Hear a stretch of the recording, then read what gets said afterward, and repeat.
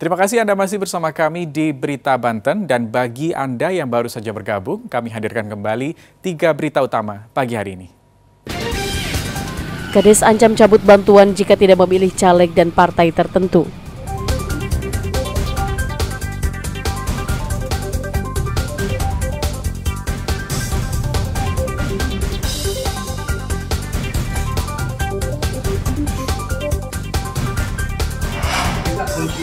Terlilit hutang, karyawan rampok toko tempatnya bekerja.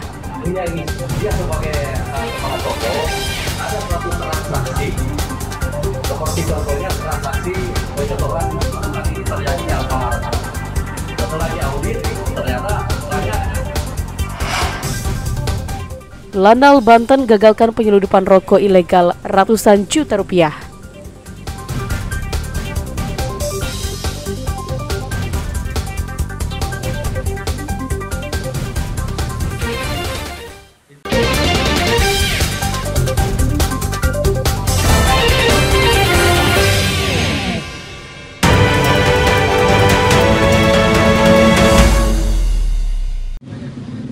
Menjelang pemilu Februari mendatang, Rumah Sakit Umum Tangerang Selatan menyiagakan 3 dokter spesialis kejiwaan.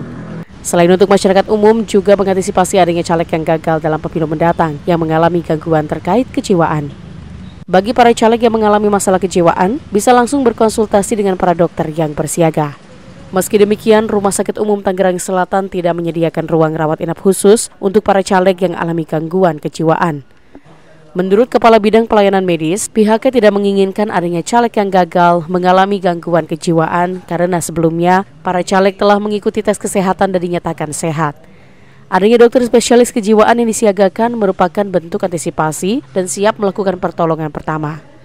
Harap bahwa mereka tidak stres jika gagal. Untuk pelayanan, kita menganggapnya pasien aja ya. Pasien-pasien yang stres, apakah itu caleg ataupun pasien umum yang non-caleg, kami normatif. Kami menyiapkan 3 orang dokter spesialis kesehatan jiwa yang bentuknya adalah pelayanan poli. Sementara itu, jika nantinya ditemukan caleg yang dikategorikan alami gangguan kejiwaan, pihak RSU Tangerang Selatan akan langsung merujuknya ke rumah sakit jiwa. Ariel Maranus dan Syabudinatar melaporkan dari Tangerang Selatan.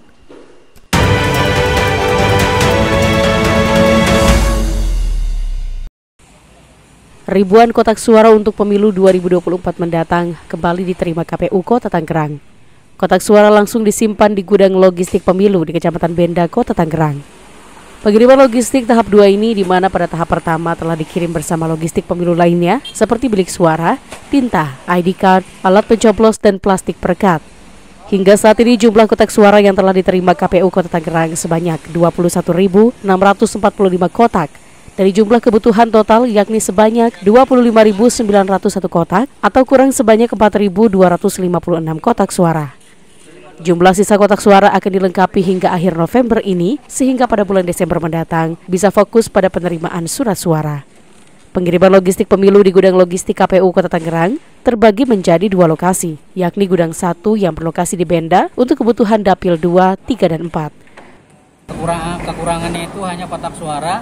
Per hari ini sudah tahap yang kedua pengiriman, itu kita total 21.645 kotak suara dengan kekurangan 4.256 dari jumlah kebutuhan 1 TPS 5 kotak suara 25.901. Sedangkan gudang 2 yang berlokasi di Priuk untuk kebutuhan Dapil 1 dan 5 tentunya dengan penjagaan ketat petugas. Ariel Maranus dan Taufik Saleh melaporkan dari Kota Tangerang. Sejumlah emak-emak yang tergabung dalam kelompok wanita tani KWT Nyi Kembang Mekarjaya, Kelurahan Sukmajaya, Kecamatan Jombang, Kota Cilegon, juga mahir memproduksi berbagai macam keripik. Tidak hanya satu jenis, biasanya emak di kelurahan ini memanfaatkan singkong, ubi ungu, dan pisang sebagai bahan baku. Dengan adanya kegiatan ini, diharapkan bisa membantu ibu rumah tangga lebih mandiri dalam ekonomi, sehingga diharapkan mampu mendongkrak perekonomian keluarga.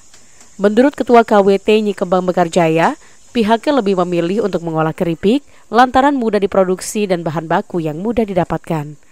Produk keripik itu kan mudah ikutin sama kita gitu. Terus ibu-ibunya juga setelah menyiram itu saya arahkan untuk ke sini biar membantu ekonomi juga kan. Kan kita di sini juga ini sama ibu juga gitu.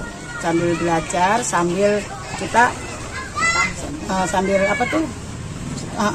usaha gitu. Istilahnya lumayan untuk membantu suami. Hasil produk olahan keripik tersebut kemudian dipasarkan ke sejumlah tempat, baik dijual ke warga sekitar, menyuplai ke warung-warung, hingga dijual ke berbagai pameran UMKM. Ariel Maranus dan Rico Alfredo melaporkan dari kota Cilegon. Ya, informasi tadi mengakhiri berita Banten pagi hari ini. Saya Rusdi Maulana mewakili kerabat kerja yang bertugas mengucapkan terima kasih, selamat pagi dan sampai jumpa.